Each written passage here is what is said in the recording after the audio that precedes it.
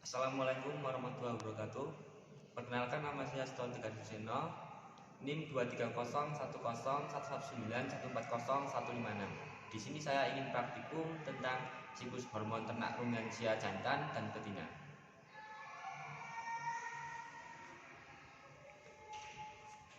Jika ternak mendapatkan rangsangan, maka rangsangan akan diterima oleh hipotalamus. Hipotalamus akan mensekresikan ke GnRH. GnRH akan melanjutkan ke hipofisa. Hipofisa akan mensekresikan adenohipofisa. Adenohipofisa akan mensekresikan ke LH dan ICSH dan juga FSH. Pada LH akan menstimulus sel Leydig untuk menghasilkan hormon testosteron. Hormon testosteron akan menghasilkan seks sekunder dan juga libido pada ternak. Testosteron juga akan membantu proses spermatogenesis. Lalu pada FSH, hormon akan menstimulus sel-sel tori dan tubulus seminiferus. Sel-sel tori akan menghasilkan nutrisi pada sperma, sedangkan tubulus seminiferus akan menghasilkan spermatogenesis.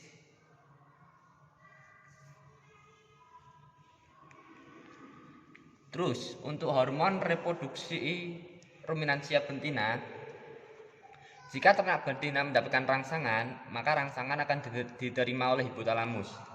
Hipotalamus akan mensekresikan GnRH. GnRH akan melanjutkan ke hipofisa. Hipofisa akan mensekresikan adenohipofisa dan juga neurohipofisa. Adenohipofisa akan mensekresikan FSH, LH dan juga LTH.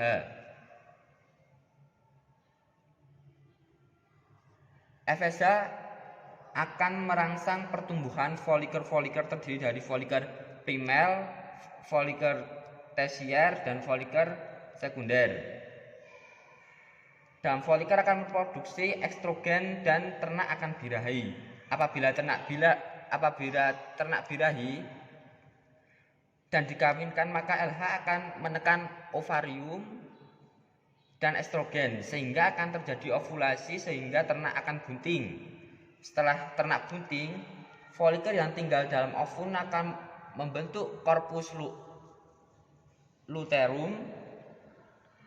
Lalu corpus luteum ini akan menghasilkan hormon progesteron yang akan menjaga kebuntingan.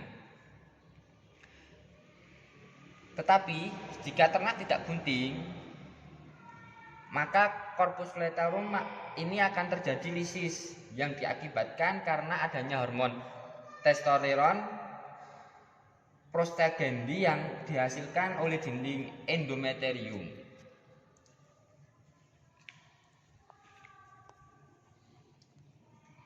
Sekian praktikum dari saya. Terima kasih. Assalamualaikum warahmatullahi wabarakatuh. Assalamualaikum warahmatullahi wabarakatuh. Perkenalkan, nama saya Dina Ruang Hananti dari kelompok 12 praktikum IFT. Nah, hari ini saya akan menjelaskan tentang hormon reproduksi pada unggas jantan. Nah, unggas jantan dikatakan sudah pubertas apabila dia dapat memproduksi sperma. Nah, bagaimana prosesnya? Pertama, unggas jantan akan menerima rangsangan dari luar. Nah, rangsangan itu dapat berupa penglihatan, pendengaran, dan lain-lain. Nah, hipotalamus akan menerima sinyal rangsangan itu dan akan memproduksi hormon GnRH atau gonadotropin releasing hormone. Nah, di mana GnRH ini yang bertugas untuk menstimulasi kelenjar hipofisa untuk memproduksi hormon lain. Nah, oleh kelenjar hipofisa akan diteruskan ke adenohipofisa, di mana adenohipofisa akan memproduksi hormon FSH.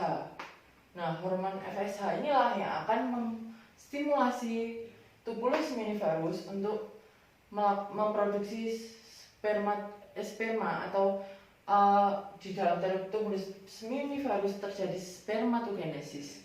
Nah, Selain itu, FSH juga akan menstimulasi sel Sertoli untuk memberi nutrisi kepada sperma untuk pertumbuhan dan perkembangannya.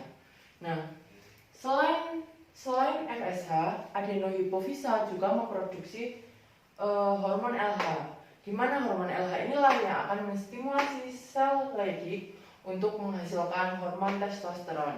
Nah, hormon testosteron ini berguna pada saat spermatogenesis, di mana semakin banyak hormon testosteron, maka semakin baik kualitas sperma itu. Hormon testosteron juga lah yang memunculkan karakteristik jantan dan juga mempengaruhi libido pada ternak unggas jantan. Selanjutnya, saya akan menjelaskan tentang hormon reproduksi pada unggas betina. Nah, dimulai dari pada masa pubertas. Nah, unggas betina yang pubertas ditandai dengan ovariumnya sudah mampu memproduksi ovum, di mana pada awalnya unggas betina akan menerima rangsangan dari luar berupa penciuman, pendengaran, ataupun hal lainnya. Lalu hipotalamus akan menerima sinyal rangsangan itu oleh hipotalamus, lalu dihasilkanlah hormon GnRH, di mana hormon GnRH ini berfungsi untuk menstimulus kelenjar hipofisa untuk memproduksi hormon lain. Dan oleh kelenjar hipofisa dilanjutkan atau diteruskan ke adenohipofisa dan neurohipofisa, di mana oleh adenohipofisa dihasilkanlah 3 hormon, yaitu FSH, LTH, dan LH, di mana pada masa pubertas FSH akan menstimulasi ovarium untuk menghasilkan hormon estrogen dan progesteron, di mana estrogen inilah yang akan merangsang pertumbuhan folikel, di mana folikel itu akan lama-kelamaan akan menjadi ovum.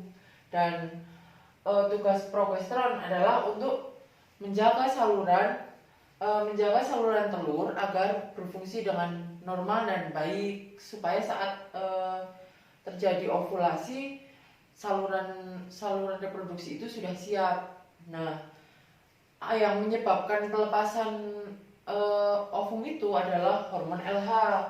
Nah, hormon LH ini yang menyebabkan ovarium itu selaputnya itu robek sehingga ovum bisa lepas.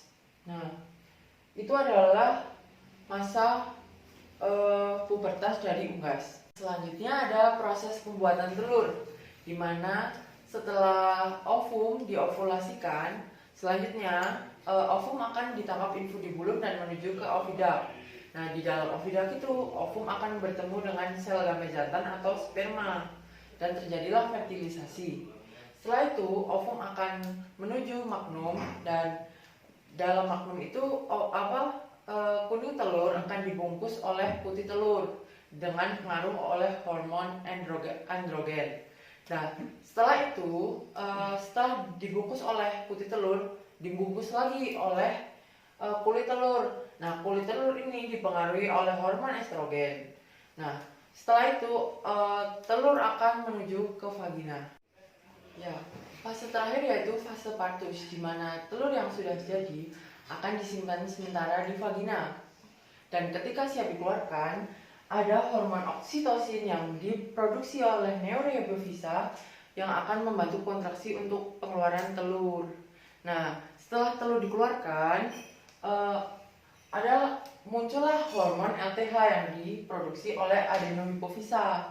Hormon LTH inilah yang menyebabkan ayam mempunyai sifat ingin mengerami telurnya sehingga menetas. Nah, pada saat ayam mengerami telurnya, terbentuklah ada juga hormon prolaktin, di mana ayam itu tidak bisa menghasilkan telur selama dia mengeram, dalam masa mengeram.